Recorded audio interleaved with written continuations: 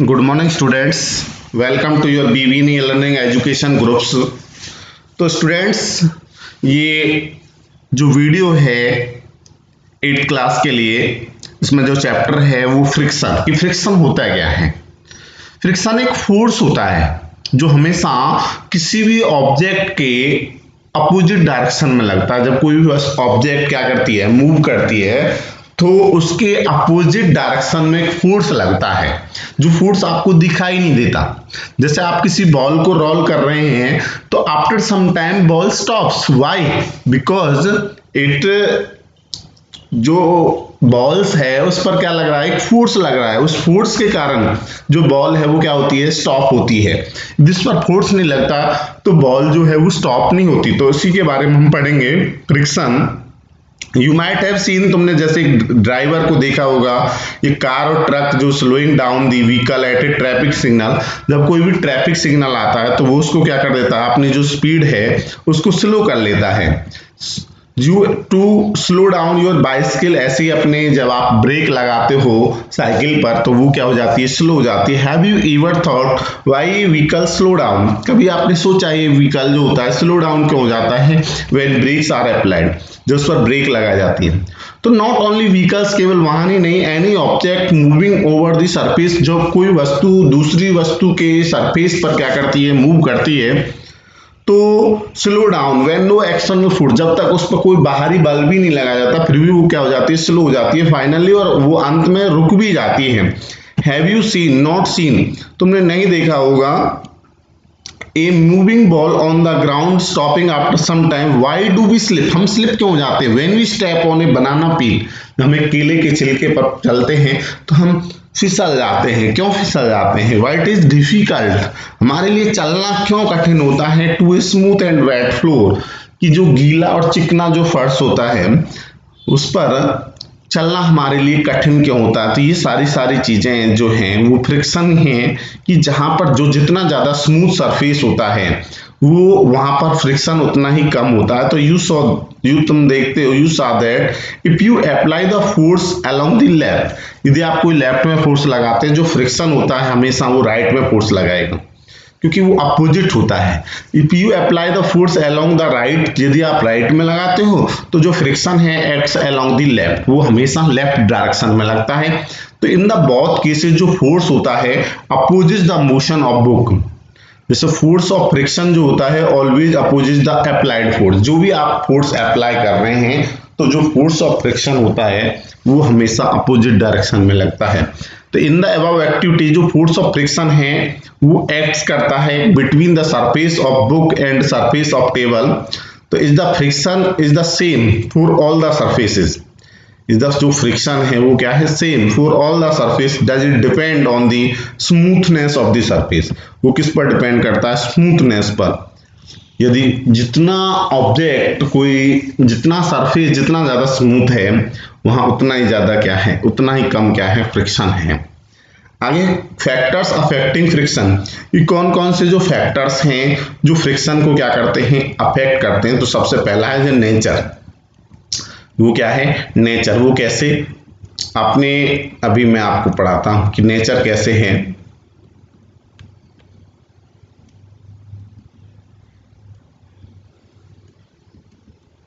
जैसे यहां पर मान के चलो, आप एक एग्जाम्पल ले लें। आपने एक एग्जाम्पल ले लिया कि आप किसी पेंसिल को रोल कर रहे हैं। जैसे ये एग्जाम्पल, यहां पर एक टेबल है, एक टेबल पर आपने कोई कपड़ा बिछा लिया, उस पर आप उसमें कोई रिंकल्स ना हो, कोई झुर्रियां ना हो, उसके बाद आप उसको पेंसिल को रोल कर रहे हैं। तो ये देखते हैं कितनी वो डिस्टेंस कवर करता है। तो यदि सरफेस रफ है तो वो बहुत कम डिस्टेंस कवर करता है, और यदि सरफेस क्या है, वो है स्मूथ है, तो वो बहुत ज्यादा क्या करता है। तो इसमें लिखा है in which the case the distance covered is minimum, कौन सा केस है जिसमें डिस्टेंस मिनिमम कवर की जाती है। तो यदि सरफेस रफ है तो वहां पर जो डिस्टेंस है वो मिनिमम कवर की जाएगी। While the distance covered by the pencil cell different every time, try to reason why, discuss the results. तो इसके में मैंने आपको बता दिए नेचर पर डिपेंड करता है। जो फ्रिक्शन होता है is caused by the irregularities, क्योंकि does the distance covered depend on the nature of surface on which the cell moves. यदि could the smoothness of surface of the cells also affect the distance travelled, कि यदि जो smoothness है वो उस पर depend करता है, स्मूथनेस ज़्यादा होगी तो ज़्यादा डिस्टेंस कवर करेगी। तो जो फ्रिक्शन है is caused by the irregularity, जो अनियमितताएं होती हैं ऑन द टू सरफेस, जब वो क्या आती हैं एक दूसरे के कांटेक्ट में आती हैं तो उनके कारण होता है friction. Even two surface which appear very smooth, जो बहुत ज़्यादा स्मूथ होते हैं, वे large number of minor irregularities में बहुत सारी उसमें भी इरेगुलरिटीज होती हैं। Irregularities on the two surface, वो जो इरेगुलरिटीज होती है वो एक दूसरे के अंदर दो सरफेस के बीच में जो इरेगुलरिटीज होती है वो एक दूसरे के अंदर इंटरलॉक हो जाती हैं। और when we attempt to move any surface तो we have to apply force of overcome to interlocking. तो on rough surface there are a large number of irregularities, बहुत सारी अनियमितताएं होती हैं। So the force of friction जो होता है is greater if a rough surface is involve.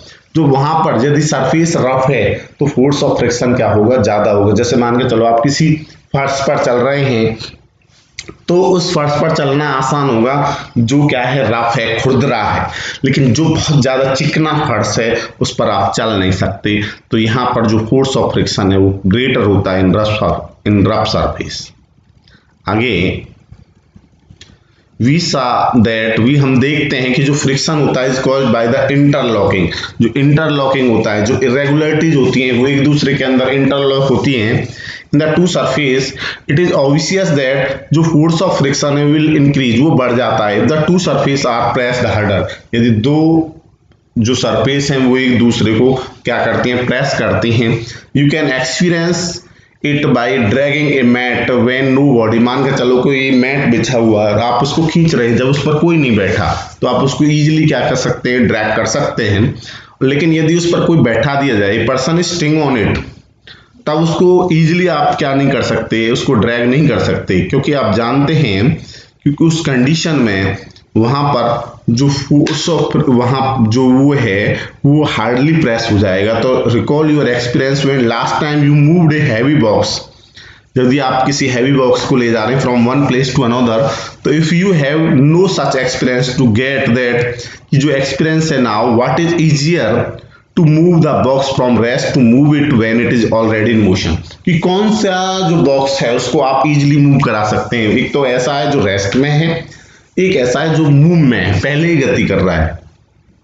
तो फोर्स रिक्वायर्ड होता है to overcome friction at instant an object starts. पहले तो हम क्या करेंगे, उसके लिए बहुत ज्यादा फोर्स चाहिए, जो फोर्स ऑफ फ्रिक्शन को ओवरकम काबू पाने के लिए, उसको मूव करने के लिए। From rest at is measure of static friction. On the other hand जो force required to keep the objects moving with the same speed is measure of sliding friction. तो उसको तो कहते हैं यदि वस्तु रेस्ट में है तो वहां पर जो फ्रिक्शन होता है उसको कहते हैं स्टैटिक फ्रिक्शन, और यदि कोई वस्तु मोशन में है तो वो कहलाएगा स्लाइडिंग फ्रिक्शन। तो इसका मतलब ये है जो स्लाइडिंग फ्रिक्शन होता है वो लेस होता है किससे, स्टैटिक फ्रिक्शन से। When the box starts sliding, the contact point on its surface तो do not get enough time, उनको पर्याप्त समय नहीं मिल पाता to lock into the contact points। यदि पहले से कोई वस्तु मोशन में है तो वहां पर वो एक दूसरे के अंदर जो इरेगुलरिटीज हैं वो इंटरलॉक नहीं हो पाती। So the sliding friction is slightly smaller, बहुत कम होता है than the static friction।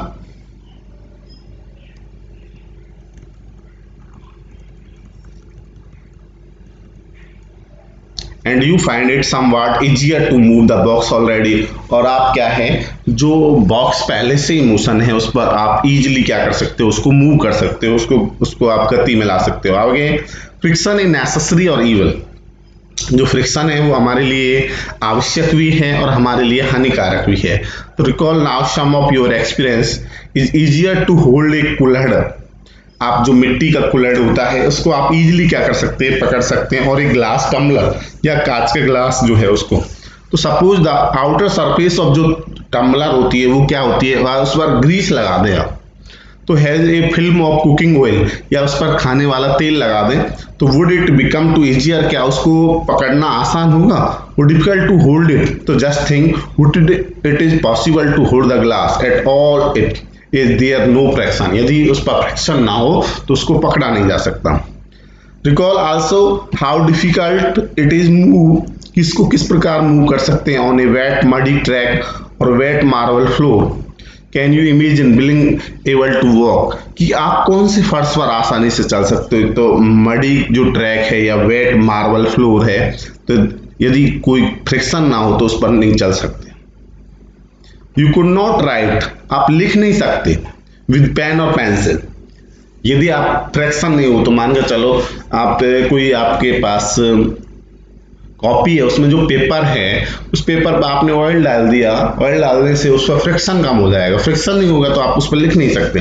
You could not write with pen और pencil if there were no friction, इस प्रकार बोर्ड पर टीचर नहीं लिख सकता यदि फ्रिक्शन ना हो तो।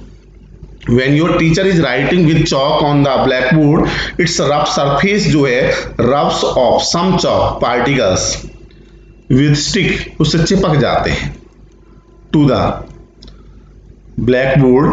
Could it happen if there were no friction between the chalk and board? If an object start moving, it would never stop. यदि फ्रिक्शन ना हो तो कोई वस्तु यदि मूव करनी शुरू होती है वो कभी रुकेगी नहीं। Had there been no friction between the tires of the automobile, जो वाहन होते हैं on the road, तो they could not be started. यदि रोड और जो व्हीकल्स वाहन जो होते हैं उसके बीच में यदि फ्रिक्शन ना हो तो वो स्टार्ट नहीं हो सकते और नहीं रुक सकते। To change the direction of motion, you could not fix they, आप दीवार में कोई कील भी नहीं ठोक सकते। Without friction no building could be constructed, बिना फ्रिक्शन के कोई बिल्डिंग जो है उसको भी नहीं बनाया जा सकता। तो ये क्या है? ये है कि फ्रिक्शन जो है वो it is necessary. On the other hand friction is an evil, कुछ हानिकारक भी है। It wears out the materials, इससे जो हमारे मटेरियल्स हैं, पदार्थ हैं, वो फट जाते हैं। Whether they are screws, ball bearing, जो सॉल्स होते हैं, ऑफ शूज, जूते होते हैं, उनके सॉल्स जो होते हैं वो फट जाते हैं। यू मस्ट हैव सीन, तुमने देखा होगा, worn out steps of foot or bridges at railway station। Friction जो होता है वो उसके द्वारा हीट प्रोड्यूस होती है। Friction can also produce heat vigorously, जैसे हम अपनी हथेलियों को रगड़ते हैं तो हम क्या कर सकते हैं, हथेलियों को रगड़ते हैं तो फ्रिक्शन प्रोड्यूस, फ्रिक्शन के कारण क्या है, हीट प्रोड्यूस होती है। How do you feel when you strike, इसी प्रकार जो मैस्टिक्स है उसको रफ सरफेस से क्या करते हैं, रब करते हैं तो it catches fire. You might have observe that जो जार होता है मिक्सी का वो भी गर्म हो जाता है जब इसको रन किया जाता है। In fact when A machine is operate, जब कोई मशीन को चला जाता है तो हीट जनरेटेड होती है जिसके कारण वेस्टेज होती है एनर्जी।